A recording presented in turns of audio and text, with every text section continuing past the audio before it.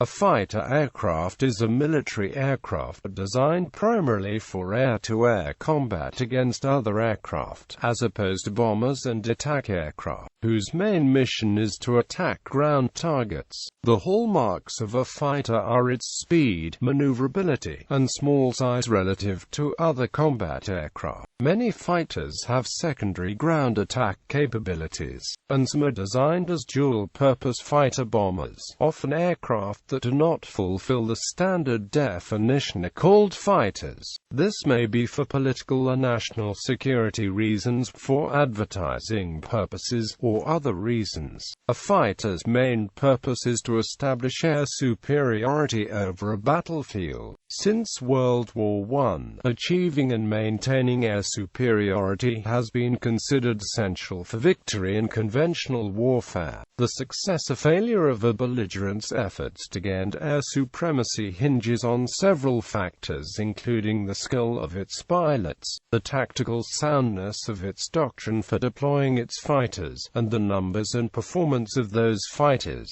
Because of the importance of air superiority, since the dawn of aerial combat, armed forces have constantly competed to develop technologically superior fighters and to deploy these fighters in greater numbers, and fielding a viable fighter fleet consumes a substantial proportion of the defense budgets of modern armed forces. Terminology. The word fighter did not become the official English language term for such aircraft until after World War I. In the British Royal Flying Corps and Royal Air Force, these aircraft were referred to as Scouts into the early 1920s. The U.S. Army called the fighters pursuit aircraft from 1916 until the late 1940s. In most languages, a fighter aircraft is known as a hunter or hunting aircraft. Exceptions include Russian, where a fighter is an, meaning exterminator, and Hebrew, where it is matos krav. As a part of military nomenclature, a letter is often assigned to various types of aircraft to indicate the use, along with a number to indicate the specific aircraft. The letters used to designate a fighter differ in various countries. In the English-speaking world, F is now used to indicate a fighter, though when the pursuit designation was used in the US, they were P types. In Russia, I was used, while the French continue to use C. Although the term fighter specifies aircraft designed to shoot down other aircraft, such designs are often also useful as multi-role fighter bombers, strike fighters, and sometimes lighter, fighter-sized tactical ground attack aircraft. This has always been the case. For instance, the Sopwith Camel and other fighting scouts of World War I performed a great deal of ground attack work. In World War II, the USAAF and RAF often favored fighters over dedicated light bombers or dive bombers, and types such as the P-47 Thunderbolt and Hawker Hurricane that were no longer competitive aerial combat fighters were relegated to ground attack. Several aircraft, such as the F-111 and F-117, have received fighter designations but had no fighter capability due to political or other reasons. The F-111B variant was originally intended for a fighter role with the U.S. Navy, but it was cancelled. This blurring follows the use of fighters from their earliest days for attack or strike operations against ground targets by means of strafing, or dropping small bombs and incendiaries. Versatile multi-role fighter bombers such as the F-A-18 Hornet are a less expensive option than having a range of specialized aircraft types.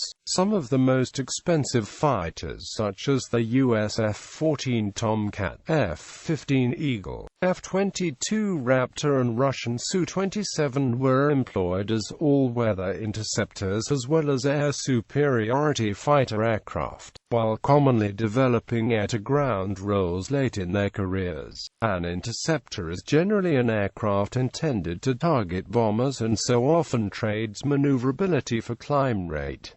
Development overview. Fighters were developed in World War I to deny enemy aircraft and dirigibles the ability to gather information by reconnaissance. Early fighters were very small and lightly armed by later standards, and most were biplanes built with a wooden frame, covered with fabric, and limited to about 100 miles per hour. As control of the airspace over armies became increasingly important, all of the major powers developed fighters to support the military operations. Between the wars, wood was largely replaced by steel tubing, then aluminium tubing, and finally aluminium-stressed skin structures began to predominate. By World War II, most fighters were all-metal monoplanes armed with batteries of machine guns or cannons, and some were capable of speeds approaching 400 miles per hour. Most fighters up to this point had one engine, but a number of twin-engine fighters were built. However, they were found to be outmatched against single-engine fighters and were relegated to other tasks,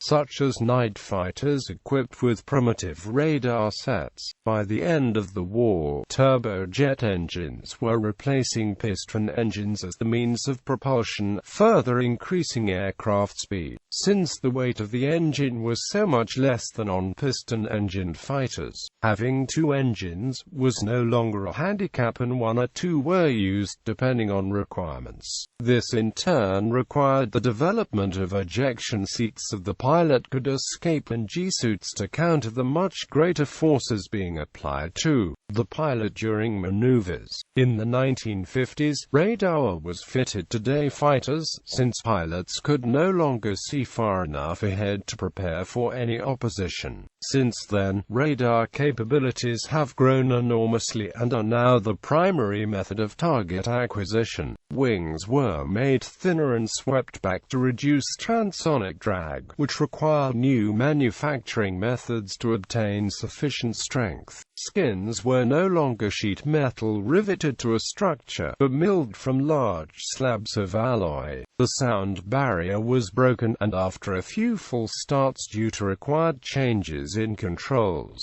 speeds quickly reached Mach 2, past which aircraft can't maneuver to avoid attack. Air-to-air missiles largely replaced guns and rockets in the early 1960s, since both were believed unusable at the speeds being attained. However, the Vietnam War showed that guns still had a role to play, and most fighters built since then are fitted with cannon in addition to missiles. Most modern combat aircraft can carry at least a pair of air-to-air missiles. In the 1970s, turbofans replaced turbojets, improving fuel economy enough that the last piston-engined support aircraft could be replaced with jets, making multi-role combat aircraft possible. Honeycomb structures began to replace milled structures, and the first composite components began to appear on components subjected to little stress. With the steady improvements in computers, defensive systems have become increasingly efficient. To counter this, stealth technologies have been pursued by the United States, Russia, India and China. The first step was to find ways to reduce the aircraft's reflectivity to radar waves by burying the engines, eliminating sharp corners and diverting any reflections away from the radar sets of opposing forces. Various materials were found to absorb the energy from radar waves, and were incorporated into special finishes that have since found widespread application. Composite structures have become widespread, including major structural components, and have helped to counterbalance the steady increases in aircraft weight. Most modern fighters are larger and heavier than World War II medium bombers.